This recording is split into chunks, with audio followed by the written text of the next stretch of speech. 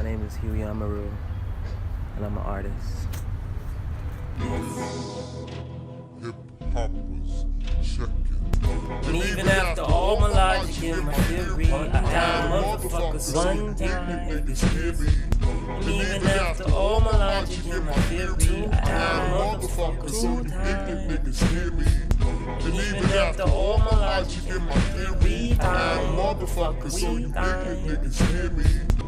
Wake up, a deep sleep invade us. The ignorance pervade us. I feel the wrath of what my slave master made us. The rage in us is contagion us. But I remember I took an art class when I was in elementary. It was a summer program in elementary school.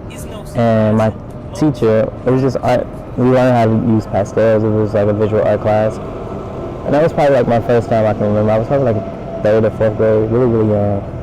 I remember my teacher telling me that don't worry if you make mistakes in your art, just keep going even if you make a mistake.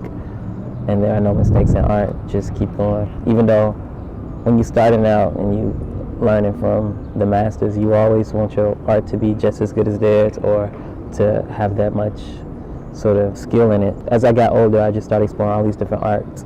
And from that, I saw that I could just pretty much do any art that I tried, and I was good at it. I was shocked, but also I knew that I had this gift for it. When it came to the arts, I could just make shit happen.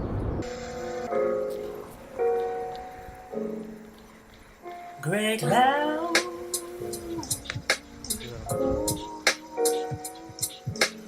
Grey clouds, sorta like my depression, eating me. What's life? It feels like a curse / blessing, or is it all a dream?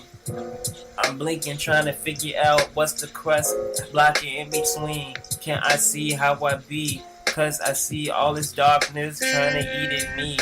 Pulling at my skin, scratching at my head. My personal identity definitely informs my work as a black queer person who has come to an understanding of himself as it relates to the decolonizing.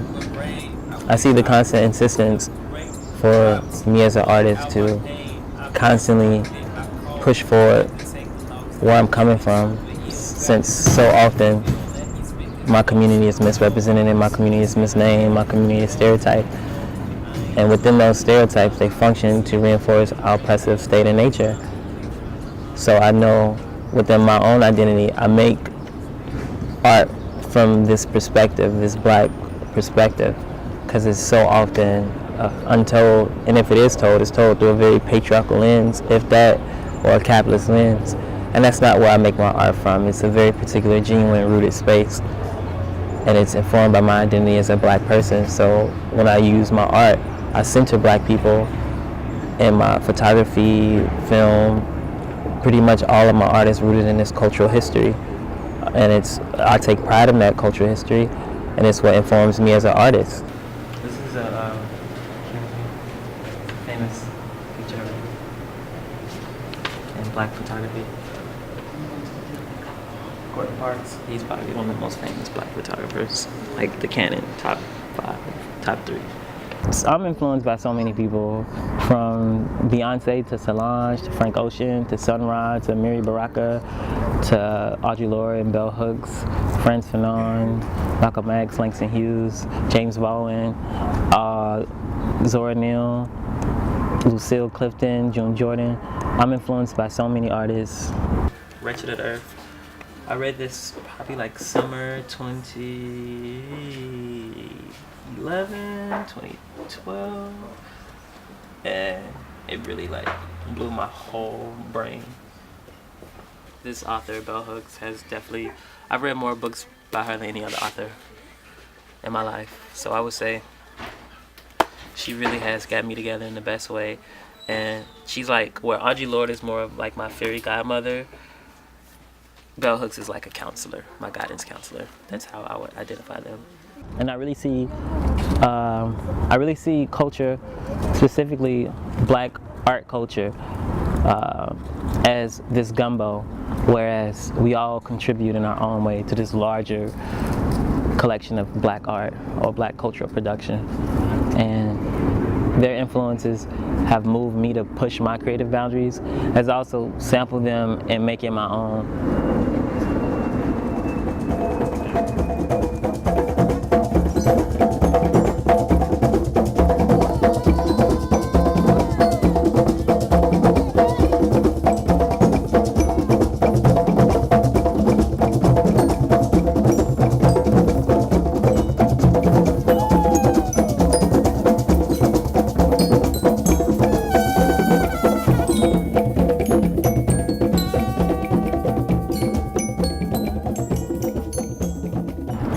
dreams. It got into MoCA because I have a friend named G. Jordan who lives in Chicago, and he told me that there was a film screening, so this film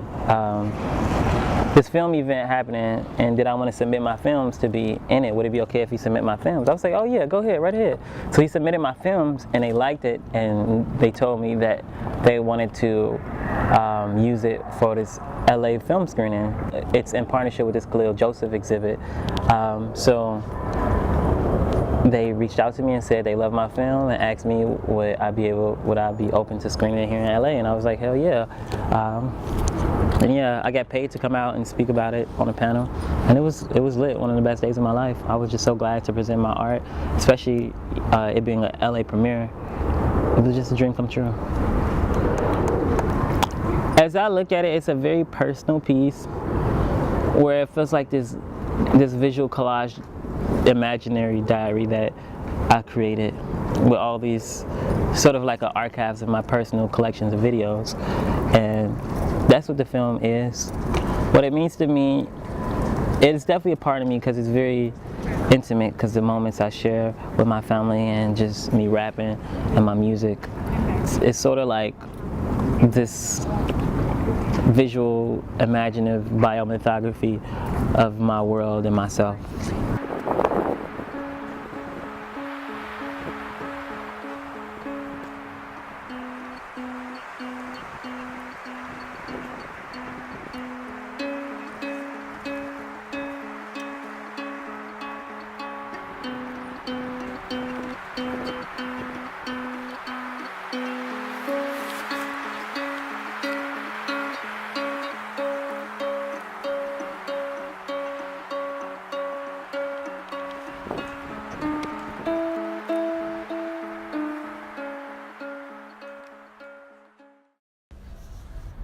I don't think art could ever be made with an objective lens, simply because all of our ideas are shaped by our subjectivities, and race, gender, class, nationality, economic status, all those things shape how we view the world.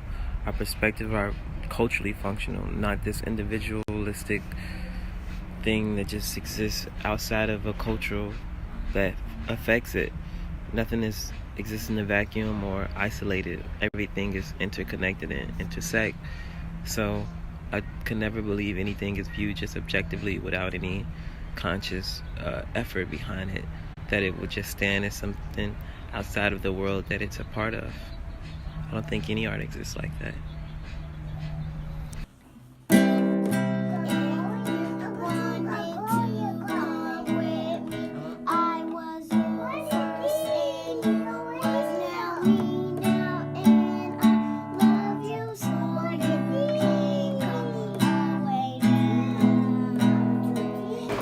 I want black people to be free. That's all. I just want my people to be free.